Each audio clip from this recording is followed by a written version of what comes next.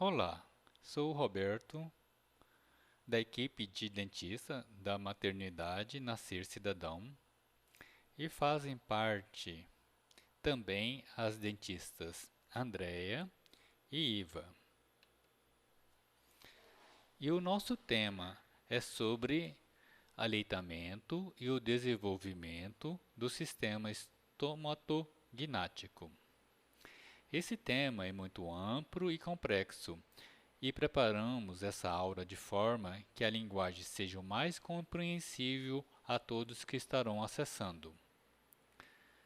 Se nós falamos, respiramos, mastigamos, deglutimos e expressamos as feições, são devido ao sistema estomatognático, além de influenciar diretamente na estética facial.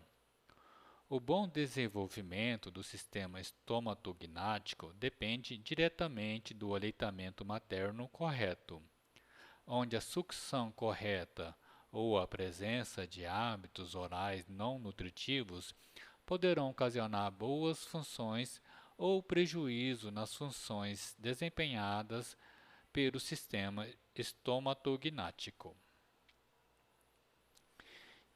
E então, o que vem a ser o sistema estomatognático?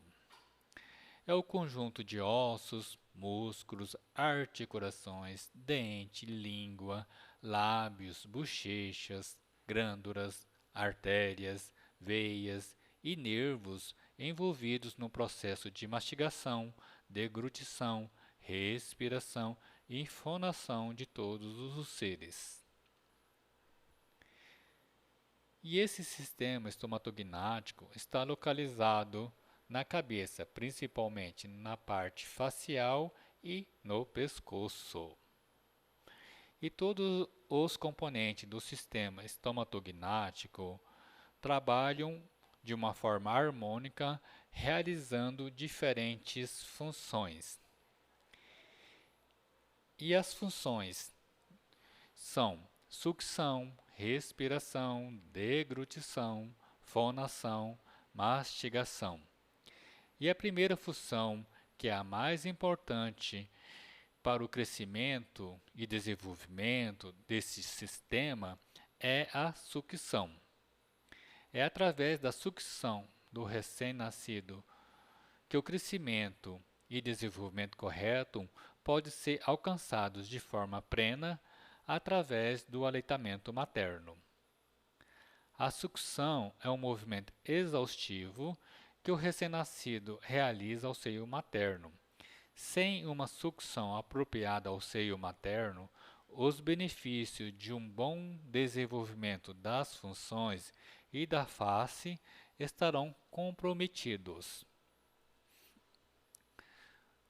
Com o desenvolvimento do sistema estomatognático intrauterino, o feto já começa a trabalhar a primeira função, que é a sucção, que irá preparar o recém-nascido para o aleitamento.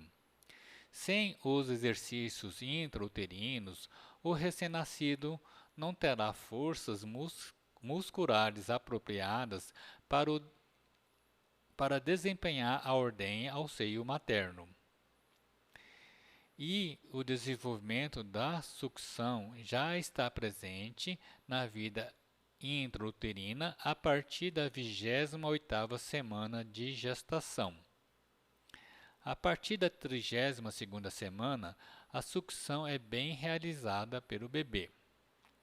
A partir da 34ª semana, já é possível a coordenação da sucção, deglutição e respiração, caso haja um nascimento precoce. A importância desse aprendizado repetitivo é despertar o reflexo de sucção e desenvolver os músculos orais ao esforço que o aleitamento exige. Então, a sucção é de suma importância para que o recém-nascido possa, ao ser levado ao seio, conseguir transformar o aprendizado uterino em sucção nutricional. Os movimentos de sucção intrauterino são diferentes dos movimentos orais para o aleitamento. O aleitamento deveria ser uma atividade inata, ou seja, todas as mulheres deveriam estar preparadas para amamentar. No entanto, isto não ocorre, sendo necessário a disponibilização de apoio psicossocial, suporte emocional e orientação didática para que as mães consigam oferecer o leite materno a seus filhos. Nas primeiras ações de aleitamento materno, devem ser acompanhadas pela rede assistencial para que a pega seja correta. O incentivo às orientações, às correções no posicionamento do recém-nascido e à manipulação do seio de forma correta estimula o vínculo mãe e recém-nascido. Então, a sucção é importante para a efetividade no aleitamento, e o aleitamento é tido como um fator decisivo para o correto crescimento e desenvolvimento das estruturas do sistema estomatognático, estimulando o bom desenvolvimento das funções fisiológicas e garantindo sobrevivência com qualidade de vida para o futuro recém-nascido. E quando do nascimento, observaremos os efeitos da sucção intrauterina na face. A aparência do recém-nascido será de mandíbula retruída, uma mandíbula menor, posicionada mais para trás, lábio superior protruído, uma aparência de bicudinho. O terço médio da face é mais encurtado. E todo recém-nascido apresenta essa face, só por ter chupado o dedo no útero de maneira contínua e intensa. Esses exercícios fizeram, ao nascer, os músculos desse recém-nascido estarem mais fortes para desempenhar o aleitamento. Mas, por outro lado, deixou essa aparência mais retruída da mandíbula e mais bicudinho do bebê. Com o aleitamento adequado, a aparência facial do recém-nascido irá se transformar, com o crescimento ósseos estimulados pelas ações musculares no momento do aleitamento. A mandíbula irá ter um crescimento maior horizontal e um perfil mais harmônico na criança. Então, podemos observar que a mandíbula está crescendo horizontalmente, né? Nessa fase já um pouco maior a mandíbula e nessa fase aqui a mandíbula bem mais harmônica com o perfil da criança. E esse crescimento das bases ósseas é importante para o surgimento dos dentes, para que eles alcancem uma posição correta e, dessa forma, ter uma mastigação correta. O correto desenvolvimento da base óssea da face permite uma cavidade oral de proporções adequadas para a língua desenvolver suas funções de fala e deglutição, e enquanto que a maxila permite ao crescimento uma melhor passagem de ar na respiração nasal. Somente para relembrar, O que é sistema estomatognático? É o conjunto de ossos, músculos, articulações, dente, língua, lábios, bochechas, glândulas, artérias, veias e nervos envolvidos no processo de mastigação, deglutição, respiração e fonação.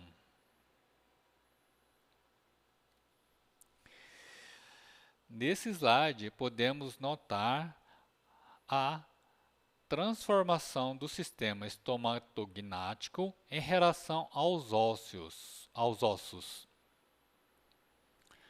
O recém-nascido apresenta fisiologicamente uma grande desproporção entre crânio cefálico e a face,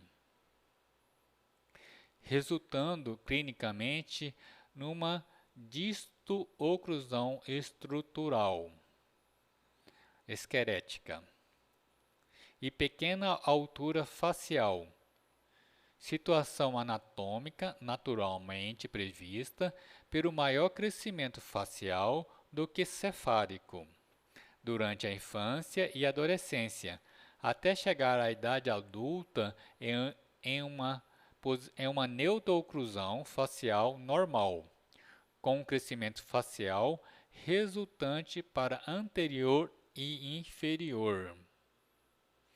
Então, podemos notar essa transformação de um recém-nascido, um bebê, para a transformação óssea para a de um adulto. Então, existe uma transformação muito grande, né? Onde que, enquanto bebê, existe uma cabeça bem maior do que em relação à face. E, à medida que o ser humano vai crescendo, a face vai tendo uma proporção maior. O crescimento do neurocrânio se deve principalmente ao crescimento expansivo da massa encefálica, que é regulado pela genética, ou seja, quase sem influência do meio externo. Já a face necessita dos estímulos genéticos, mas também dos estímulos externos para crescer, os chamados estímulos paratípicos, oferecidos naturalmente pelas funções da respiração, aleitamento, mastigação e deglutição. Como o aleitamento está em questão nesta aula de hoje, deixaremos os benefícios oferecidos por outras funções naturais pendentes. Durante o aleitamento, o recém-nascido, a sua mandíbula realiza movimento antero-posteriores exclusivamente.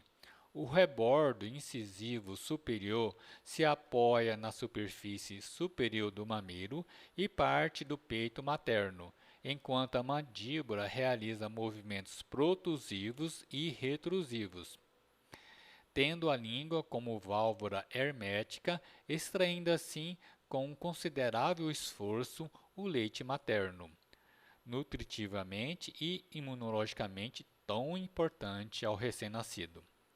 Essa ordenha acima descrita é um esforço físico intenso, tornando o peito materno fisicamente insubstituível. Mamando, o bebê succiona o conteúdo líquido, obtendo pressão negativa na boca, principalmente pela ação dos músculos bucinadores e sem muito esforço, enquanto que a ordenha do peito materno exige um maior trabalho dos músculos pterygoides, masséteres e temporais, movimentando a mandíbula para frente e para trás, em sincronia com a deglutição. Com essa função, podemos então observar três fatos fundamentais. Durante a amamentação, o bebê não solta o peito materno, respirando exclusivamente pelo nariz, mantendo e reforçando o circuito de respiração nasal, função importante para a correta filtragem, umidificação e aquecimento do ar, e estímulo paratípico imprescindível ao correto desenvolvimento facial. O intenso trabalho muscular, avançando e retruindo a mandíbula, realizando principalmente pelos pterygoides medial e laterais, masséteres e temporais, faz com que esses músculos estejam bem treinados, ou melhor, preparados fisicamente para futuramente exercer uma boa função mastigatória dos alimentos duros. Esses movimentos protrusivos e retrusivos mandibulares, realizados diversas vezes ao dia, fazem com que a zona bilaminar ou retrodiscal das articulações temporomandibular altamente inervada e vascularizada, receba uma quantidade considerável de estímulos neurais, obtendo como resposta o crescimento póstero-anterior mandibular, fazendo com que a mandíbula se encontre em posição ideal para a erupção dos dentes descidos em neutrooclusão. Isso ocorre graças ao cumprimento das leis de desenvolvimento do sistema estomatognático.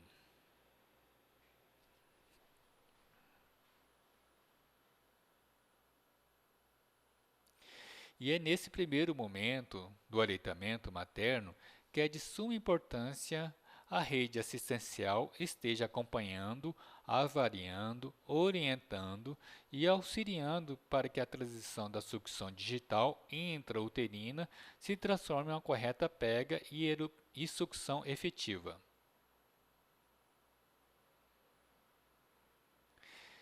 E essa transição correta é que irá desenvolver todo o sistema estomatognático.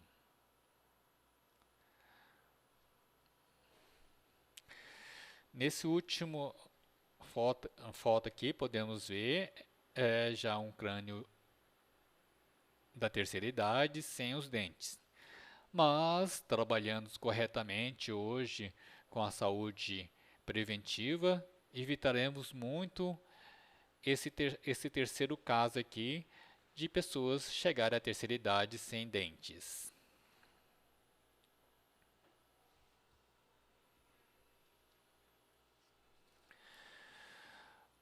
A melhor forma de iniciar o desenvolvimento do sistema estomatognático ao nascer é realizando corretamente o aleitamento.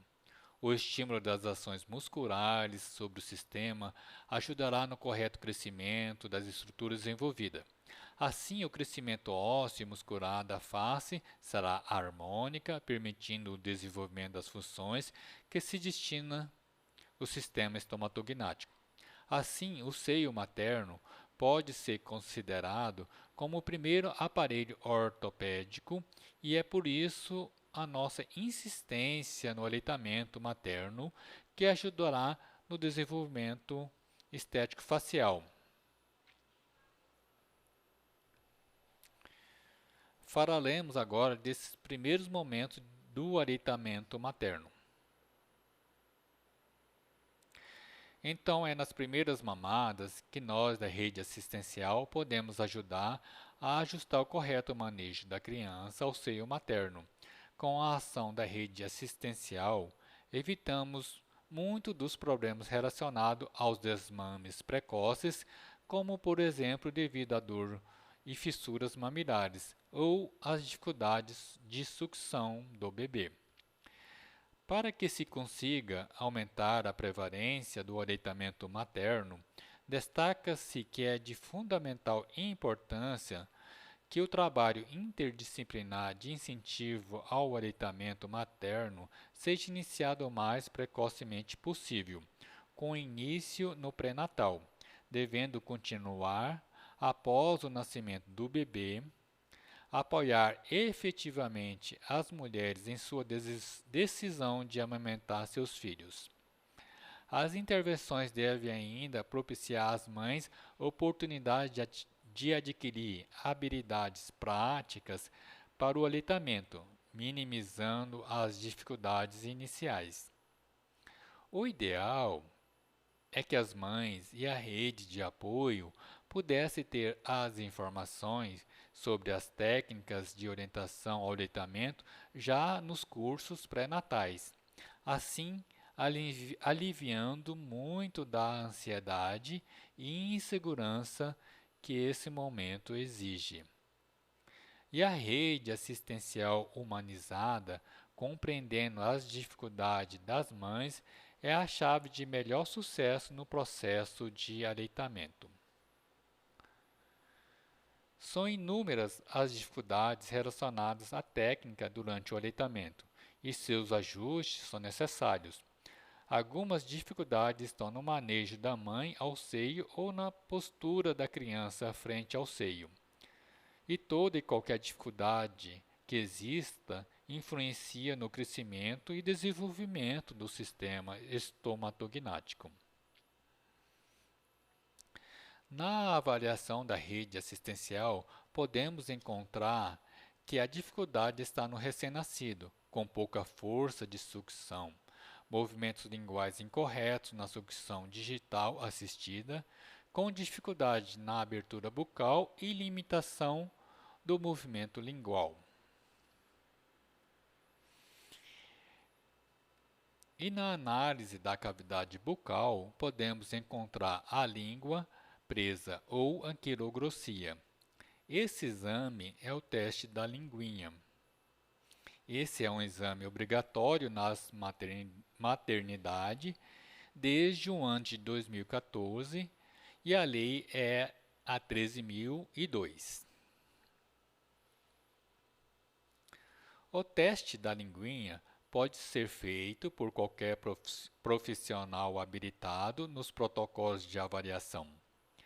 Quando o freio lingual é evidente ao choro ou no levantamento da língua, o diagnóstico é bem simples. Mas a avaliação da língua vai muito mais da presença ou não do freio lingual. A avaliação dinâmica da língua, com suas habilidades, força, movimento, apreensão, canulação, ritmo, frequência, para o aleitamento é importante e o correto diagnóstico da interferência lingual ou não. Essa língua, por exemplo, tem a presença do freio lingual limitando o movimento lingual. A língua não consegue elevar ou levar a ponta para fora da boca. A base da língua está anteriorizada, mas existe a presença do freio lingual, onde pode-se notar na linha esbranquiçada nesse local aqui, que está sob a língua. Essa linha esbranquiçada é onde está sendo bem intencionado o freio lingual. E com as técnicas apropriadas de frenotomia, podemos auxiliar na melhora dos movimentos linguais. O freio lingual alterado pode apresentar dificuldades de succionar, dificuldade de abertura bucal, dificuldade de manter a pega, dificuldade de engolir, dificuldade de manter o vedamento labial, força succional diminuída, cansaço do bebê, fome. E ainda a dor e fissuras mamilares, choro, irritação, baixo IHG, repetições curtas das mamadas, baixo ganho de peso, mastite, frustração e ansiedade em relação ao aleitamento, problemas afetivos de ligação da mãe com o bebê. Para solucionar o problema da língua presa, realizamos a frenotomia, onde eliminamos o tecido conjuntivo fibroso, respeitando as áreas de inserção normal do ventre lingual ao assoalho da boca. Na maioria dos procedimentos, com apenas uma intervenção é possível eliminar todo o tecido envolvido e permitindo uma liberação dos movimentos linguais. Mas alguns freios mais grossos necessitam de outras intervenções posteriores, Mesmo após a frenotomia, é necessária a avaliação para que os movimentos linguais estejam corretos e se a pega correta estará acontecendo. Onde tenho que parabenizar a nossa rede assistencial que realiza com excelência o acompanhamento pós-frenotomia. Assim como o freio lingual alterado, que não sofreu intervenção, o desmame precoce é um dos fatores que interferem no correto crescimento e desenvolvimento do sistema estomatognático. A falta dos exercícios do aleitamento levam às alterações do sistema, por falta de estímulos apropriados ao crescimento ósseo e desenvolvimento das funções. Em relação às alegações maternas ao desmame precoce, verifica-se fatores sociais, biológicos, culturais, econômicos, problemas relacionados à falta de leite, leite fraco, alterações mamárias, a recusa do bebê em pegar o peito, alterações na postura da mãe recém-nascido, além da presença de certas doenças na mulher e o crescimento da participação feminina no mercado de trabalho. É possível sugerir outras razões que expliquem o desmame precoce, ligadas ao ambiente, à personalidade materna, às suas emoções, à relação com o marido e a família, às influências culturais e a sua resposta aos diferentes problemas do cotidiano. Outros fatores que interferem no bom desenvolvimento do sistema estomatognático são as sucções de chupeta, de dedo e uso de mamadeiras. A interferência depende da frequência, ritmo, força, duração desses hábitos. A chupeta traz ao bebê a confusão de bico, pois o movimento de aleitamento é totalmente diferente e específico.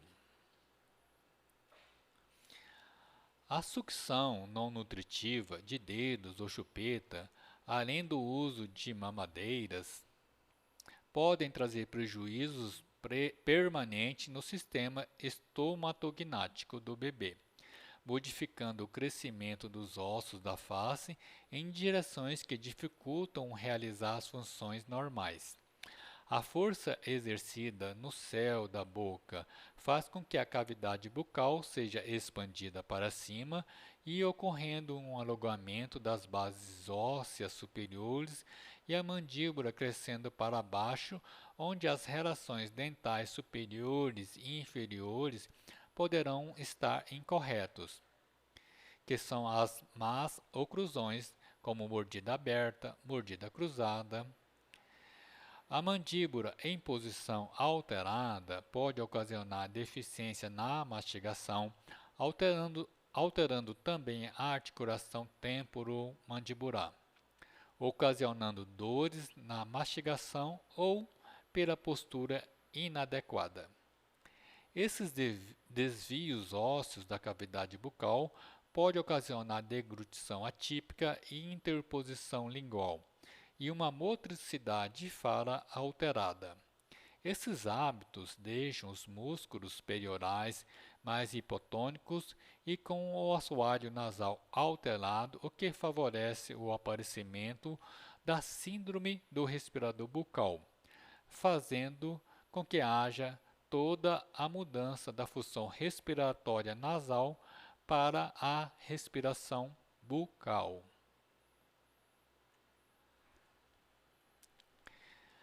E as alterações podem ser representadas assim em alguns casos. Esse paciente apresentou sucção não nutritiva enquanto bebê.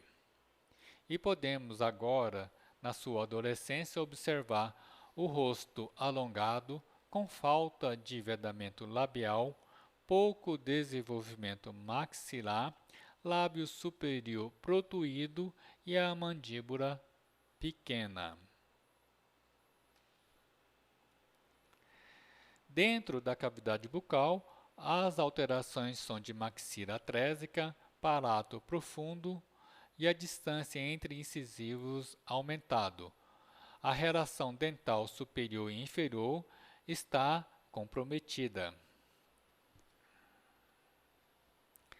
As alterações nas estruturas ósseas, na forma e direção de crescimento mandibular ocorrem como a mandíbula pequena, a maxila expandida, o céu da boca aprofundada, a relação dental superior e inferior alterada. As alterações na respiração nasal para a respiração oral podem trazer alterações posturais, com a inclinação da cabeça para frente de modo que a língua esteja projetada mais à frente para a passagem de ar pela boca atrás da língua, alterando a postura na região da coluna cervical. Podemos ainda ter outras alterações devido às sucções não nutritivas, como essas alterações ósseas e dentárias que comprometem a fonação, a posição da língua, como a mordida aberta, interposição lingual, deglutição atípica. E todas essas alterações no sistema estomatognático podem ser evitadas com o correto aleitamento sem a presença dos hábitos bucais. E assim chegamos ao final de nossa fala sobre o sistema estomatognático, que é um sistema muito importante no desenvolvimento do ser humano, que afeta em toda a saúde física, psíquica e social. E o aleitamento deve ser incentivada por ser ação importante e de baixo custo de promoção da saúde, prevenção de agravos para a criança e a mãe.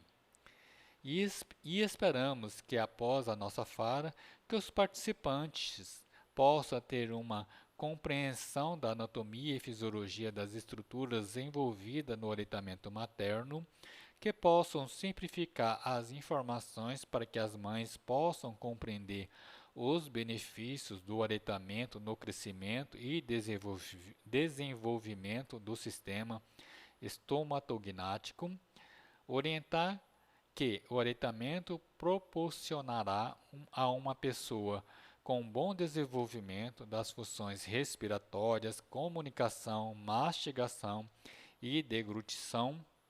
E no mundo de hoje que vivemos, uma boa base óssea representa uma pessoa com as relações faciais mais harmoniosas.